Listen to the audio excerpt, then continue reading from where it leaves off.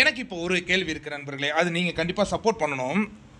அதாவது என்னென்னா, இவங்க தான் டாப் 5 ஃபைனலிஸ்ட். இப்போ யார்? அரோரா சின்க்ளேயர், சாண்ட்ரா, கானா வினோத் போயிட்டாருங்கிறதுனால விக்கல் விக்ரம், அதுக்கப்புறம் சபரி, திவ்யா, இவங்க 5 பேரும் ஃபைனலிஸ்ட் ஆகியிருக்காங்க. அதுக்கு நம்ம மரியாதை கொடுப்போம், கண்டிப்பாக அதுக்கான மரியாதை நம்ம கொடுப்போம். ஏன்னா அவங்க டாப் 5க்கு வந்துட்டாங்க. எப்படி வந்தாங்க அதெல்லாம் நான் அந்த கேள்விக்குள்ளேயே போகலை. பாருக்கு ஏவி நீங்கள் போடவே இல்லை, ஸ்டேஜில் ஏற்றவே இல்லை, அவங்கள வெளில அனுப்புனீங்க, கரெக்டாக? அந்த ரணம் இன்னும் எனக்கு ஆற மாட்டேங்குதுப்பா.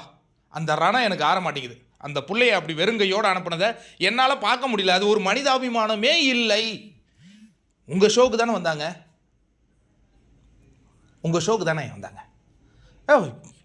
கமுருதின்னு கூட ஒரு 3 பேர் வந்து வழி அனுப்புனாங்க. எப்படியா ஒரு அனாதை மாதிரி அனுப்பி விட்டீங்களே. பாரு நீங்கள் வெளில வாங்க, உங்களை கொண்டாடுறதுக்கு நாங்கள் அன்னைக்கு இருக்குது சம்பவம். இந்த டைட்டிலை தூக்கிக்கிட்டு ஒருத்தன் எவன் வேணாலும் வரட்டும், பார்வை அதுக்கு மேலே நிற்க வைக்கலை. இது எப்படின்னா, லங்கைன்னு ஒன்று இருந்ததில்ல, நீங்கள் ராமாயணம் பார்த்துருப்பீங்க. ராவண கோட்டையிலேயே போய் அனுமார் அடி மேலே உட்காந்தா மாதிரி அன்றைக்கி உட்கார்ற மாதிரி நடக்குங்க. இப்போ என்னுடைய கேள்வி இதுதான். நீங்கள் வந்து பாருக்கு ஏவி போடல, ஓகே, மகிழ்ச்சி, சந்தோஷம். நான் போடுவேன், செதுக்கிக்கிட்டு இருக்கேன். ஒரு சின்ன சாம்பிள் போட்டேன், அதுவே நிறைய பேருக்கு பிடிச்சிருக்கு. செதுக்கிக்கிட்டு இருக்கேன். கண்டிப்பாக நான் அதை ரிலீஸ் பண்ணுவேன். இப்போ நான் இந்த கோரிக்கைக்கு கொடுக்குறேன், விஜய் சேதுபதிக்கிட்டே கொடுக்குறேன். பாருக்கு நீங்கள் ஏவி போடல, நாங்கள் ஒத்துக்கிட்டோம், ஓகே. நீ யார் போடுறது? நாங்கள் போடுறோம், அது எங்கள் பிரச்சனை. அடிக்குது பாருங்கள் பள்ளி. இப்போ இந்த 5 பேரை நீங்கள் தேர்ந்தெடுத்திருக்கீங்களே, இந்த 5 பேருடைய ஏவியில் பாரு இடம் பெறக்கூடாது.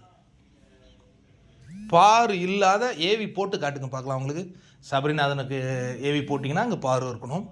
விக்கல் விக்ரம் அவன் 4 வாரம் தூங்கிக்கிட்டு இருந்தான், பார்வை மோக் பண்ணி தான் அவன் வெளியே வந்தான். அடுத்தது சக்காலத்தி சண்டை அரோரா. சாண்ட்ரா சொல்லவே தேவையில்லை. திவ்யா அட்டாக் பண்ணது எல்லாம் பார்வை தான்.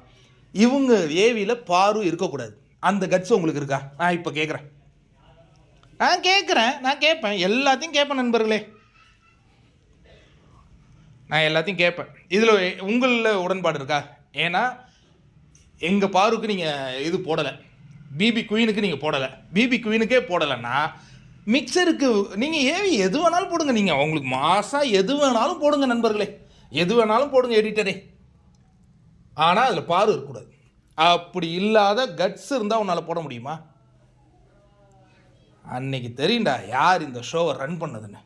நான் இது சவாலாகவே முன்னாடியே விடுறேன். ஏன்னா நீங்கள் டாப் 5 இப்போ ஃபைனலைஸ் ஆகிடுச்சு. இவங்களுக்கு இப்போ க்ரூமிங் பண்ணுவாங்க, மேக்கப் பண்ணுவாங்க, இதெல்லாம் நாங்கள் உட்காந்து அப்படியே பார்த்துட்ருப்போம்.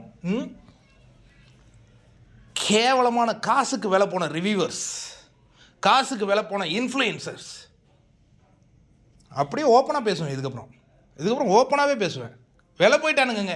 என்னங்க 90 நாள் நிகழ்ச்சி இவனுங்க பார்க்காத ஒரு ப்ரோமோவில் பொங்கிட்டாங்களாம். யாருக்காக? சேச்சிக்கு பொங்கிட்டாங்களாம். அப்போ நாங்கள் என்ன முட்டாளா?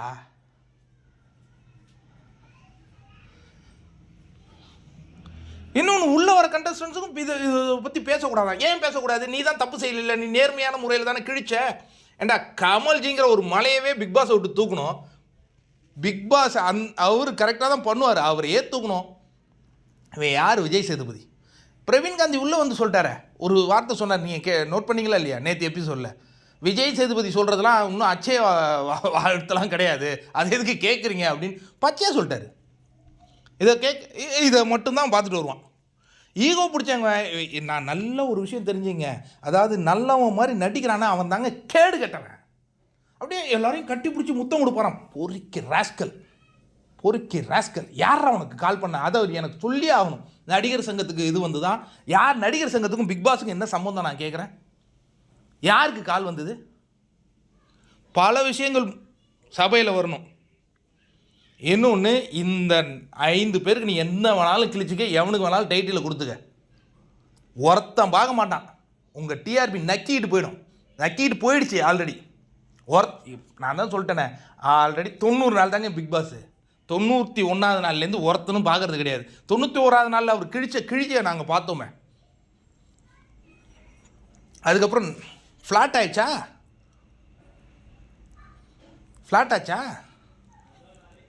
கானா வினோத்தும் போயிட்டு எவன் பார்ப்பான்? எவனும் பார்க்க மாட்டான்.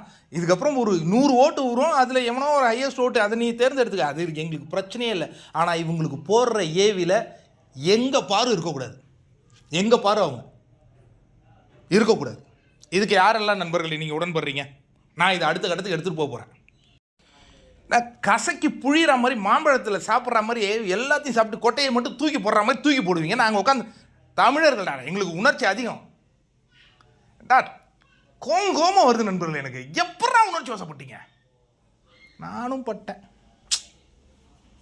கார்லேருந்து தள்ளி விட்டாங்க. ஐயோ எனக்கே கடுப்பாகுது. கார்லேருந்து அது ஒரு கேம் தானே, கார் என்ன 50 அடி உயரத்துலேருந்து தள்ளி விட்டாங்க. கார்லேருந்து ஐயோ உணர்ச்சிக்கு அடிமைப்பட்டு ஒரு 2 பேருடைய வாழ்க்கையை குழி தோண்டி புதைச்சிட்டானே விஜய் சேதுபதி.